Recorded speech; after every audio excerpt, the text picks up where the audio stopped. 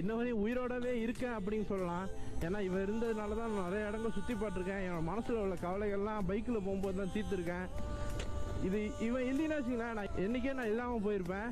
அதில் முக்கிய பங்கு அப்படின்னா என்னோடய பைக் மட்டும்தான்.